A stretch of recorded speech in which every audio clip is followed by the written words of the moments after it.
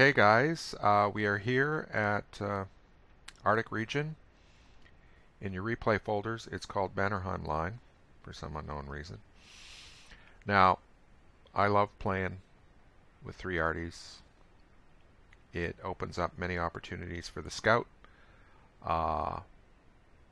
It's good for what I like to do, which is cause mayhem and confusion in the enemy ranks. And even though this is a closed map with all the avenues of approach easily blocked, there are things you can do, especially when there's 3 arties. Now, we are only 43 seconds into this fight, and look where I am. I've lit up the Super P and the ST1 on the enemy team. I'm being covered by a.k.a. in that position at C8. Now, there's another position that might even be better, and it's over where the CDC is, or the MA1. And the reason for that is when I come this far forward, right there, a light tank will often set up in that position and shoot me over and over again. It's very dangerous. And if the E25 cannot hit that spot, but if he was over here, he can hit that spot, and I've done it that way as well. But this position is not bad either, because by coming so far forward, if somebody appears there, a.k.a. can hit him over and over again in that ridiculously OP tier 7, which has to be nerfed. It hasn't been nerfed yet. I'm hoping that's on my wish list. Anyways, nobody did appear there, unfortunately, but I did get some spotting damage on the ST1. Now, the enemy team, lack of coordination, it's coming right up. Now, the T-49s, those tanks, I'm sure, I'll probably never play one, almost certainly will never play one with that howitzer. It's probably a fun tank, but they need help. They got a long reload, and if they're going to engage, they need the assistance of the Tier 9 Batchat, maybe the Pershing, maybe the UDES, and if that's going to happen over there, which is customary on this map, somebody has to block this position. Could be the 12T, maybe it could be the Batchat himself, and in that case, the T-49s need the assistance of the Pershing, the 12T, the UDES. But somebody has to prevent me and KZ from breaking through here and lighting up their arties. It's when there's 3 arties, it's like the shootout at the OK corral, and there's a premium on aggression. Both sides have to be aware. The moment the gap appears, you just race through it and completely ruin the battle. When there's 15 tanks, that doesn't happen. And my tank is way less important and way less effective if there's no arties. But when there's 3, as there is in this battle, each side has 3 arties. That sort of thing can happen, and I'm loving it because it's way more fun for me, and I can contribute far more to the battle than would otherwise be the case. So I'm going to hit the space bar here, and you'll see I get a hit on that ST1, not a huge amount of damage. There's a shot from one of the arties for 255. So there's the T-49s. Like I said, they don't have much help there, and if I were them, I'd be a little bit upset that they're fighting there without assistance. I'm going to hit the space bar.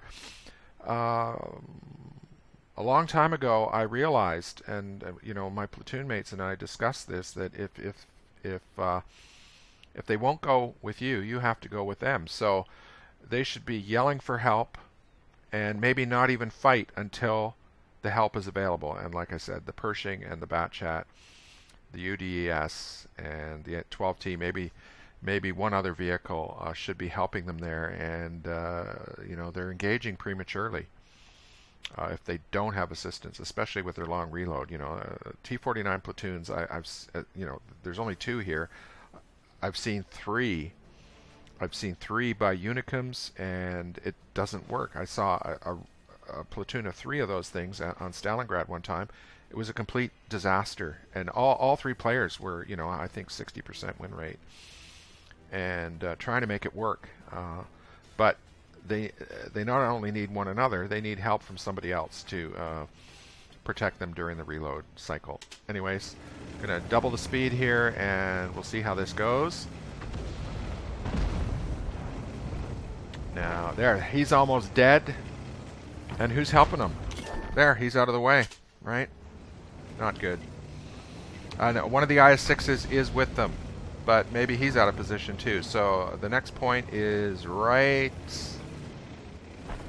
now. So the Pershing and the Batchat are late. One of the T-49s is dead. And, this is the signal to a.k.a. and me to break through here.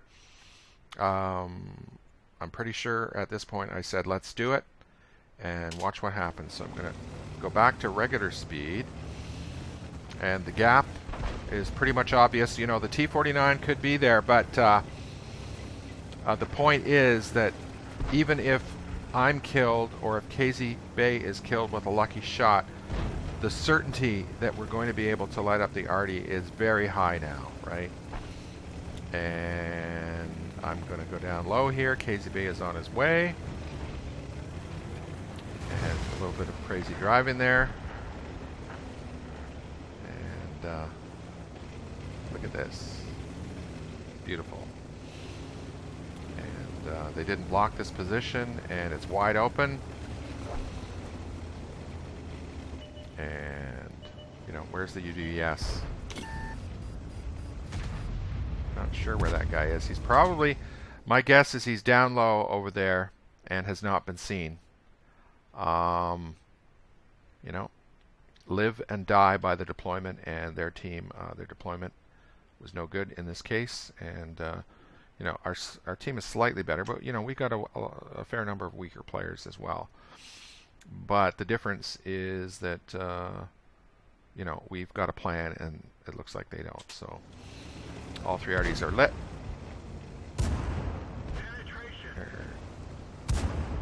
a.k.a. took out that one, and he's going to take out this one, and Elvis, I think, got the 3rd one.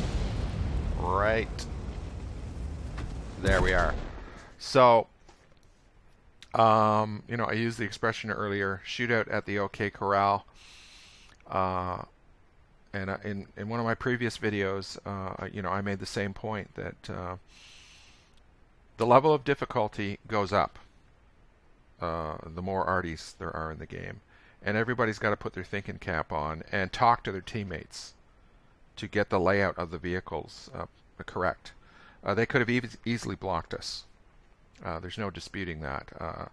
That this breakthrough by a.k.a. and me was not foreordained.